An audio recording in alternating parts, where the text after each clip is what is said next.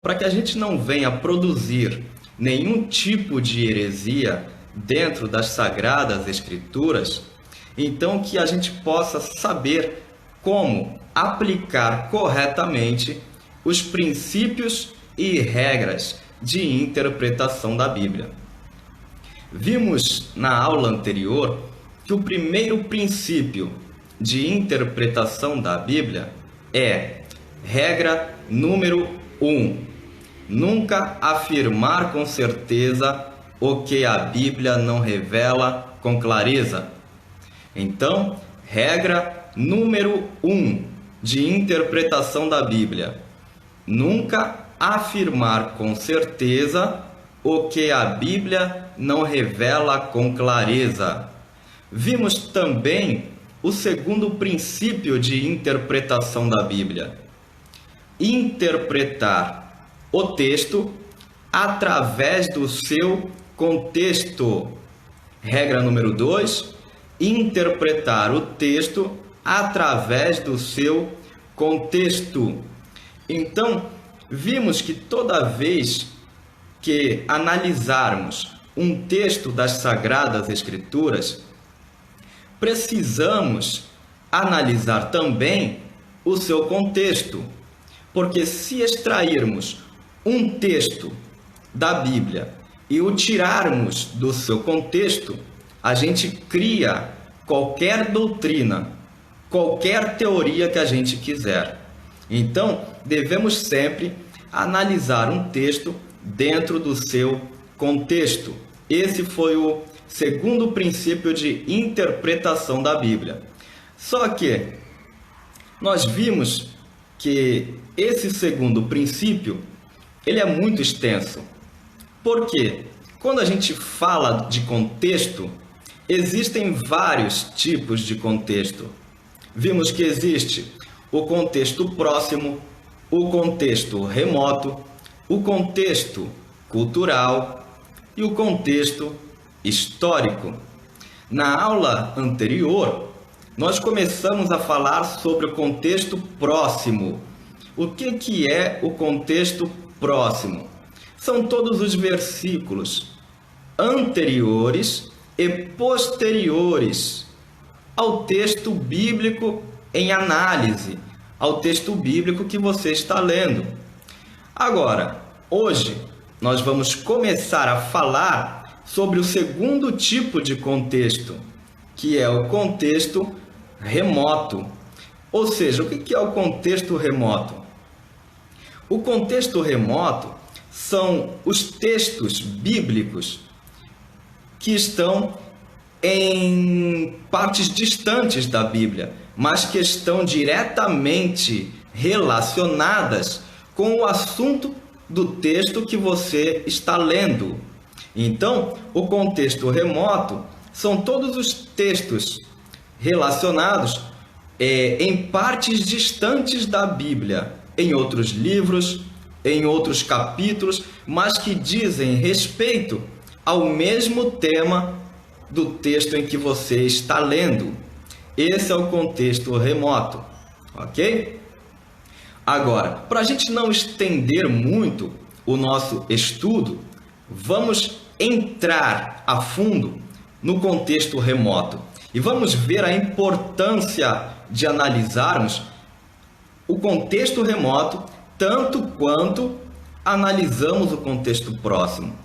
Abram as suas Bíblias aí em Mateus capítulo 7, o versículo 7 ao 11.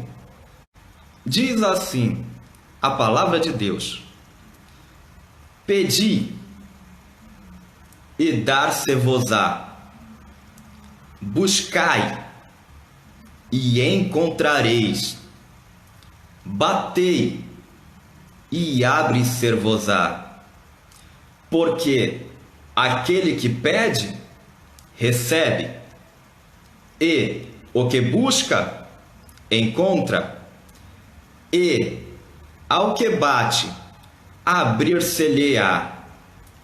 E qual dentre vós é o homem que, pedindo-lhe pão, o seu filho, lhe dará uma pedra? E, pedindo-lhe peixe, lhe dará uma serpente? Se vós, pois, sendo maus, sabeis dar boas coisas aos vossos filhos, quanto mais o vosso Pai, que está nos céus, dará bens aos que lhe pedirem. Esse texto é utilizado para dizer que Deus é nosso Pai. E quem é o pai que quer ver o filho triste? Quem é o pai que quer ver o filho passando necessidade?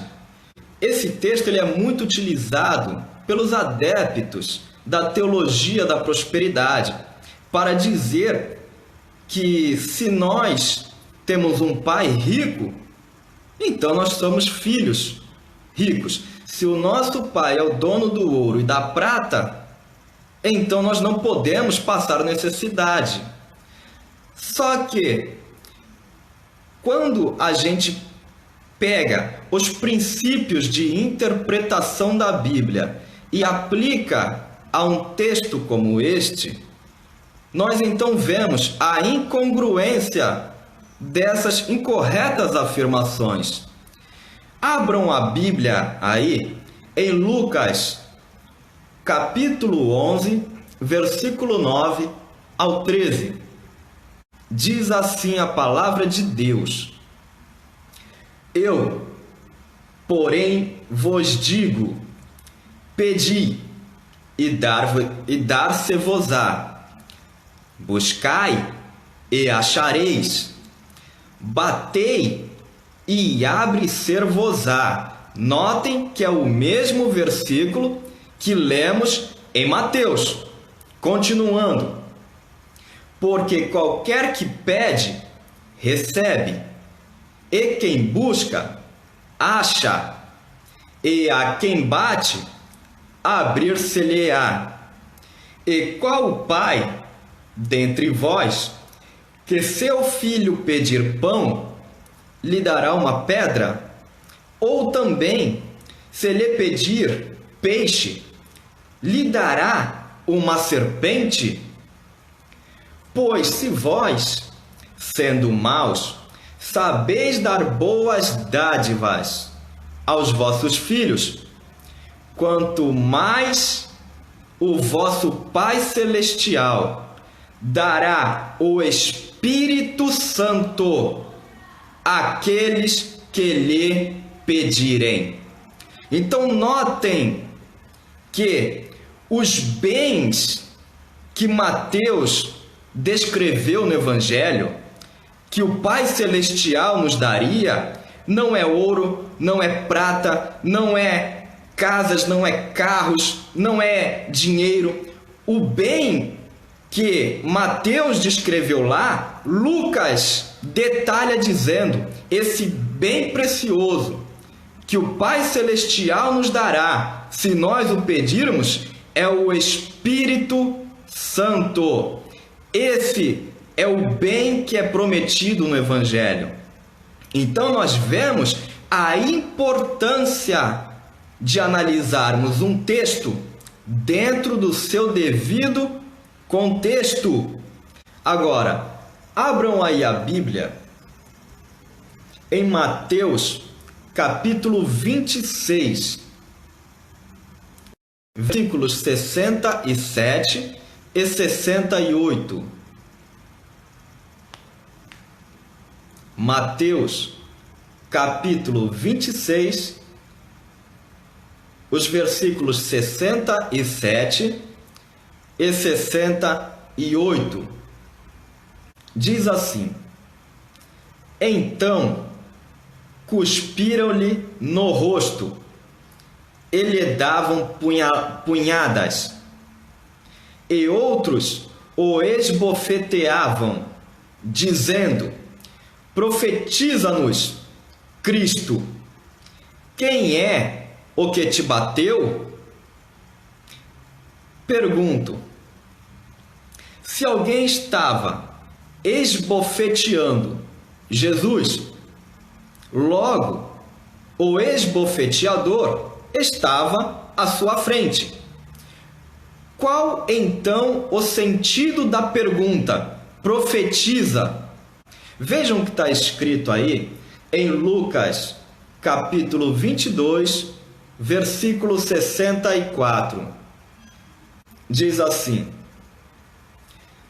E, vendando-lhe os olhos, feriram-no no rosto e perguntavam-lhe, dizendo: Profetiza, quem é que te feriu? Então notem, por que lá em Mateus pediam para Jesus profetizar quem lhe tinha batido? Por que perguntavam isso? Lucas explica, perguntavam porque Jesus estava vendado. Então a gente só vai descobrir isso através do contexto remoto, ou seja, o contexto distante.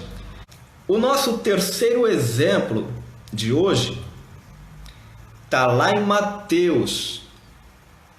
Também é muito conhecido de todos nós. Mateus capítulo 19, versículo 29. Mateus capítulo 19, o versículo 29. Também é um texto muito conhecido e um texto muito distorcido. Diz assim: E todo aquele que tiver deixado casas, irmãos ou irmãs, ou pai, ou mãe, ou mulher, gravem esta palavra, ou filhos, ou terras, por amor de meu nome, receberá 100 vezes tanto e herdará a vida eterna. Esse é outro versículo muito utilizado pelos adeptos da teologia da prosperidade, os quais erroneamente afirmam que aqueles que tiverem deixado casas, terras, por amor do nome de Jesus, receberão 100 vezes mais. Aí perguntam, quem quer receber 100 vezes mais? Todo mundo levantando a mão, dando glória a Deus, e mal sabem que estão apenas sendo coniventes na criação de uma chamada heresia. Abra sua Bíblia em Marcos, capítulo 10, versículo 29 ao 30. Marcos, capítulo 10, versículo 29 ao 30.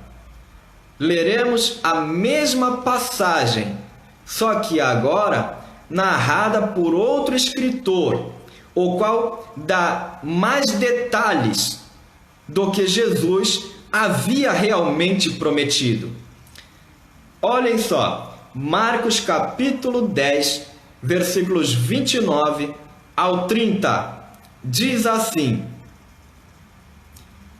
E Jesus, respondendo, disse: Em verdade vos digo que ninguém há que tenha deixado casa, irmãos ou irmãs, ou pai, ou mãe, ou mulher, gravem novamente esta palavra, mulher, ou filhos, ou campos, por amor de mim e do Evangelho. Notem que o mesmo texto, que não receba 100 vezes tanto.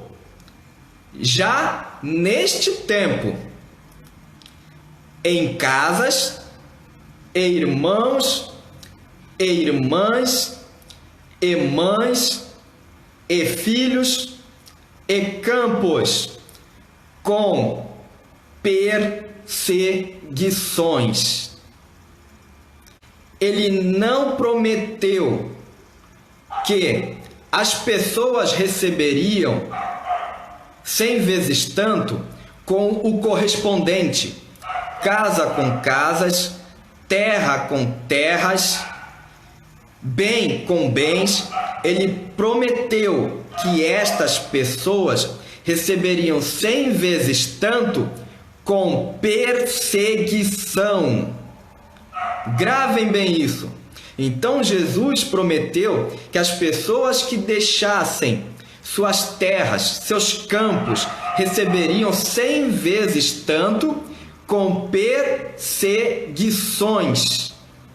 Se a gente interpretar que as pessoas que deixaram seus bens irão receber 100 vezes mais os bens que deixaram, então a pessoa que, por amor do evangelho, o sabido, o malandro, bem dizer, que deixar a esposa, dizendo que é por amor do evangelho, vai receber quantas esposas mais ainda nesta terra? 100 vezes mais. Veja o que diz aí o versículo Marcos, capítulo 10, o versículo 28. Marcos, capítulo 10, versículo 28.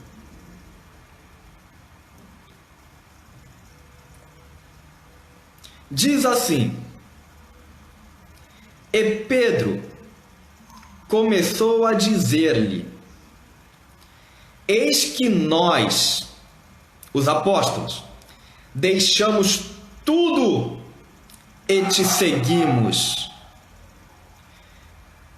Por que Pedro falou isso, gente? No mesmo texto, por que Pedro fala isso?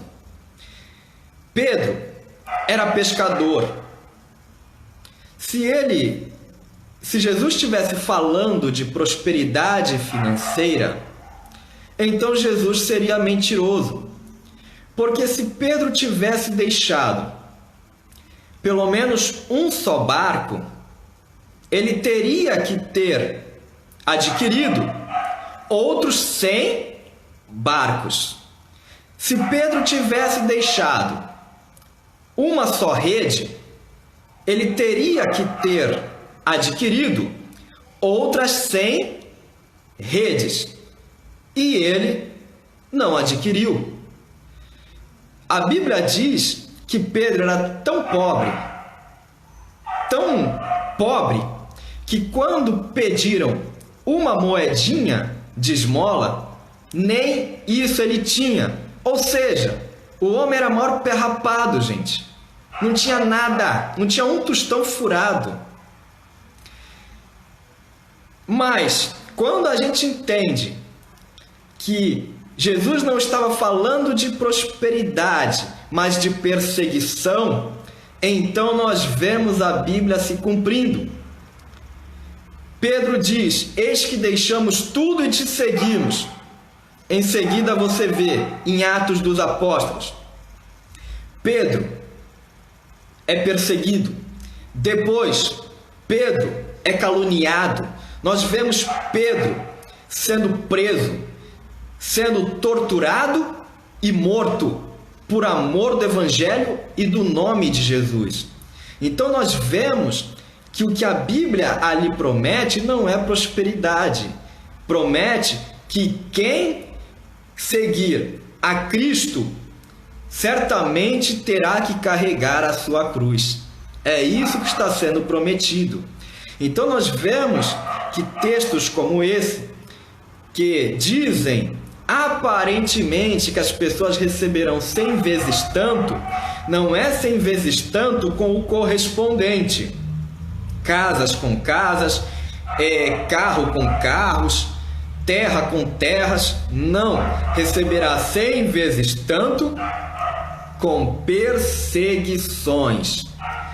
Para a gente finalizar este texto, a gente vai pegar ainda outro contexto remoto. que é o que está descrito em Marcos, capítulo 10, versículo 21. Diz assim: E Jesus, olhando para ele, o amou e lhe disse: Falta-te uma coisa. Vai, vende tudo quanto tens e dá no templo. Correto, gente? Errado. Jesus disse: vai, vende tudo quanto tens e dá aos sacerdotes. Correto, gente? Também não. O que Jesus disse foi: vai, vende todos os seus bens e dá de oferta. Foi isso que ele disse, sim ou não, gente? Também não, gente.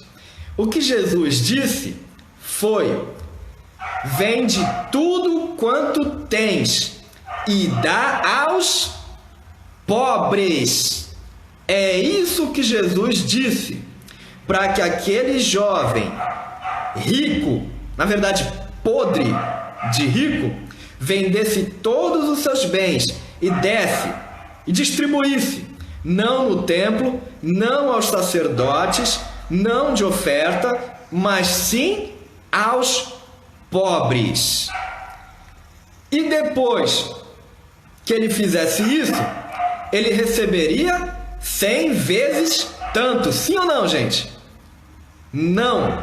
Ele teria, mas teria um grande tesouro na terra. Sim ou não?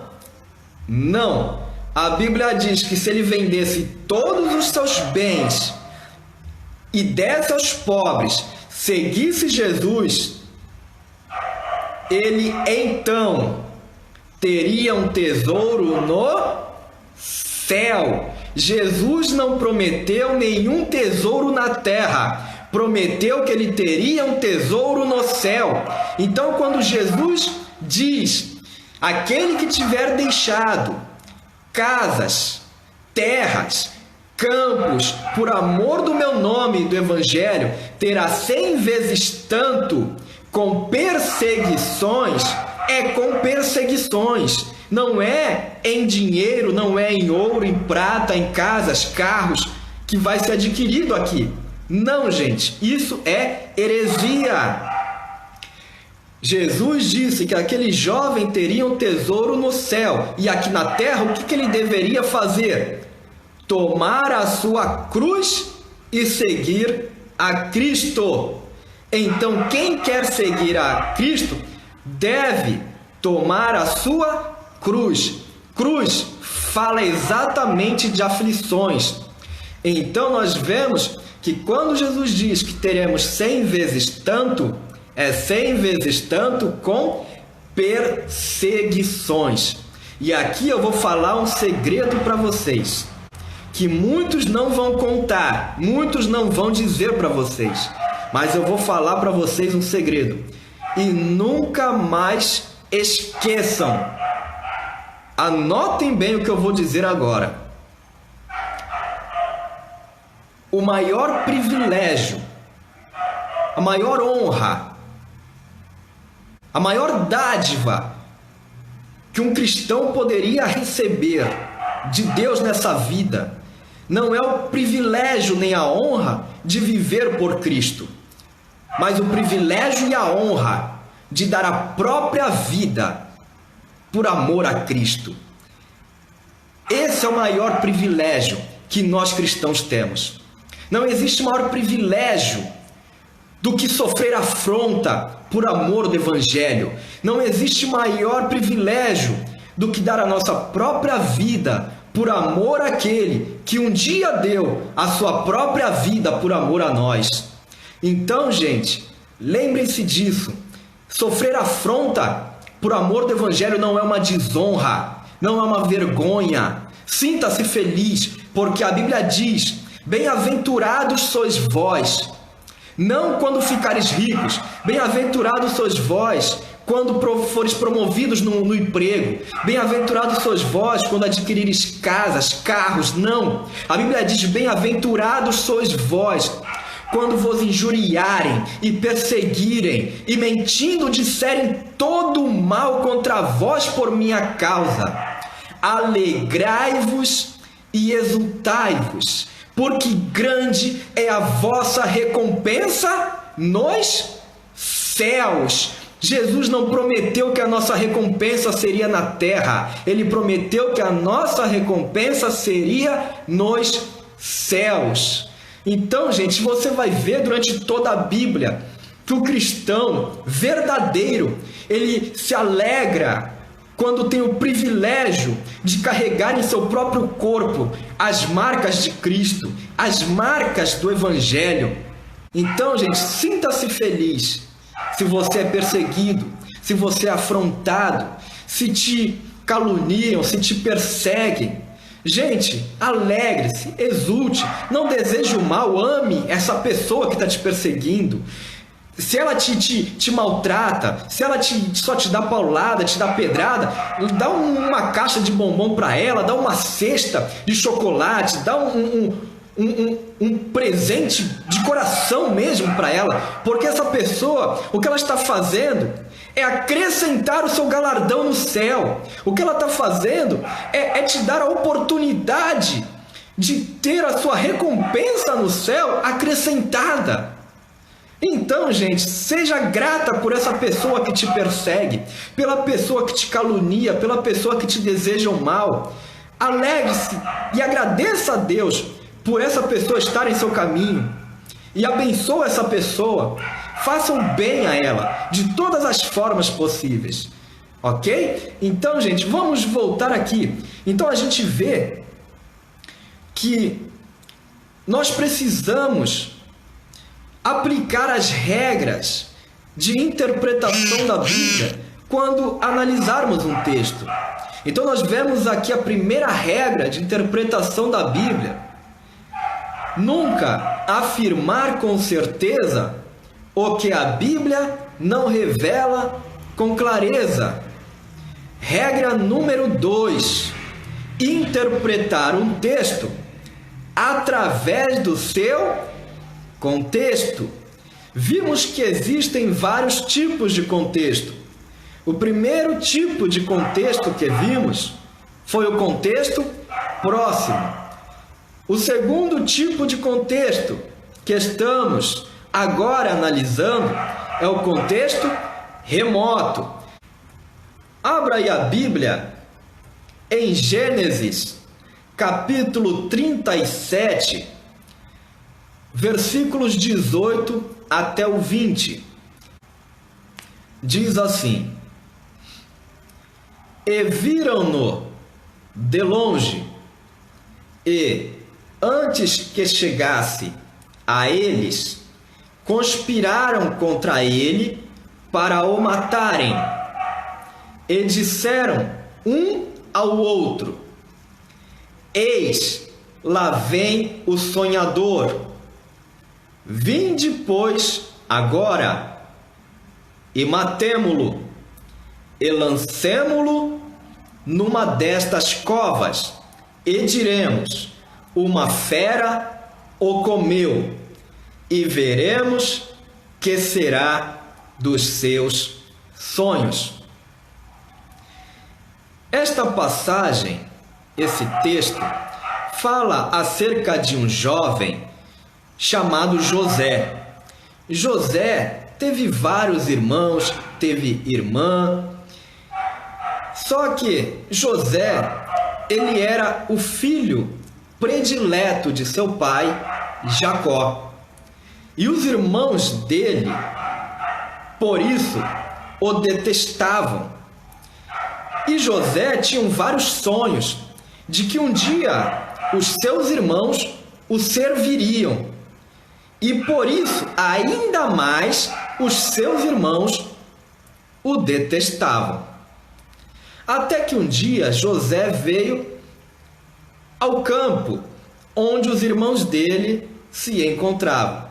E os irmãos de José, ao avistá-lo de longe, conspiraram contra ele para tirarem-lhe a vida. Só que algo aconteceu. O irmão mais velho de José, Rúben, tentou se interpor no caminho dos irmãos para salvar José. Veja o que está escrito aí em Gênesis, capítulo 37, o mesmo capítulo, nos versículos 21 e 22. Olha o que está escrito. Diz assim: quando Rúben ouviu isso, tentou livrá-lo das mãos deles, dizendo: não lhe tiremos a vida. E acrescentou: não derramem sangue, joguem-no naquele poço no deserto, mas não toquem nele. Gente, a pergunta que devemos fazer é: por que Rúben intentou tirar o jovem das mãos dos seus irmãos e devolvê-lo ao pai? Porque Rúben era o único dos irmãos que o amava, correto? Errado. Na verdade, não é porque Rúben estava comovido de amor pelo irmão. Se não é, então por qual motivo foi? Contexto remoto. Veja o que está escrito em Gênesis, capítulo 35, versículo 22. Gênesis, capítulo 35, versículo 22.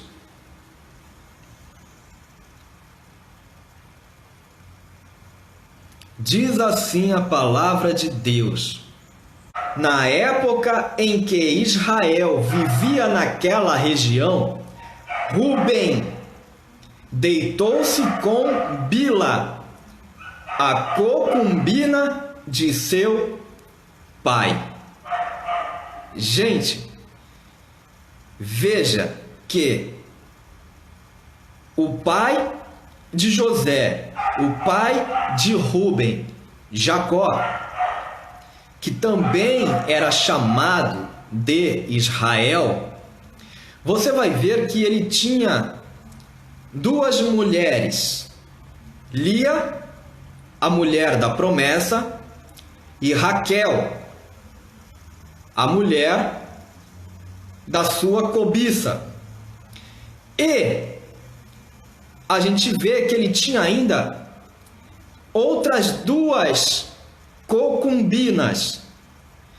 E uma dessas concubinas era Bila, que lhe foi dada por mulher. E o que aconteceu? Rúben, o filho mais velho de Jacó, teve relações sexuais com a mulher de seu pai, com Bila. Ou seja, Rúben teve relações sexuais com a sua própria madrasta. Gente, Jacó já estava por um fio com Rúben. Então Rúben tenta livrar José das mãos de seus irmãos, não porque o amava, mas porque não queria piorar ainda mais a sua situação com seu pai. Ele havia praticado algo abominável, havia dormido com a própria esposa do pai. E para não ficar ainda pior com o pai, então ele resolve devolver o filho predileto em segurança. Então, gente, regra número 1: Nunca afirmar com certeza o que a Bíblia não revela com clareza. Regra número 2. Interpretar o texto através do seu contexto. Vimos aí o primeiro tipo de contexto, contexto próximo. Vemos agora o segundo tipo de contexto, o contexto remoto. Abram aí a Bíblia em 2 Samuel, capítulo 13, versículo 14. Diz assim: Mas Aminon não quis ouvir e, sendo mais forte que ela, violentou-a. Repetindo, Aminon não quis ouvir e, sendo mais forte do que ela, violentou-a. Esse texto fala acerca do príncipe Aminon e diz que o príncipe Aminon, ele apaixonou-se profundamente pela princesa Tamar, sua irmã, e diz que ele tentou ter relações sexuais com ela, mas ela disse para que ele não fizesse tal coisa. E, sendo mais forte do que ela, a estuprou. E você vai ver, gente, que logo depois que a estuprou, ele teve grande desprezo por ela. Então, tomem cuidado, gente, principalmente moças, com aquele rapaz que diz que está apaixonado e pede uma prova de amor. Aí está.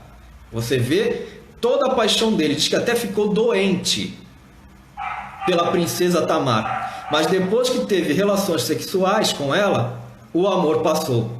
E então ele a desprezou. Quando o pai do príncipe Aminon e da princesa Tamar tomou conhecimento, quando o rei Davi ficou ciente do que havia ocorrido, gente, sabe o que ele fez? Veja o que está escrito aí. 2 Samuel, capítulo 13, versículo 21. Diz assim: Ao saber de tudo isso, o rei Davi ficou furioso. O que ele fez? Ele ficou furioso. E o que ele fez? Não fez nada, gente. Sabe por quê? Veja o que diz aí o capítulo 12. 2 Samuel, capítulo 12, versículo 9. Diz assim a palavra de Deus: Porque você desprezou a palavra do Senhor, fazendo o que ele reprova? Você matou Urias, o hitita, com a espada dos amonitas, e ficou com a mulher dele. Então, gente, o que foi que havia acontecido? Você vai ver que antes do estupro sofrido pela princesa Tamar, você vai ver que Davi, ele havia praticado algo abominável. Ele havia cometido um adultério, havia praticado um adultério e havia ordenado a morte de um inocente. Então, agora, ele toma ciência de que sua filha havia sido estuprada. E o que ele faz? Absolutamente nada. Por quê? Qual a moral que ele teria para punir o pecado praticado pelo filho quando ele havia praticado pecado igual ou ainda pior. Então, para a gente finalizar, regra número 1 de interpretação da Bíblia: nunca afirmar com certeza o que a Bíblia não revela com clareza. Regra número 2: interpretar o texto através do seu contexto. Vimos aí que existe vários tipos de contexto. Primeiro tipo de contexto que analisamos foi o contexto próximo. Segundo tipo de contexto que hoje analisamos é o contexto remoto.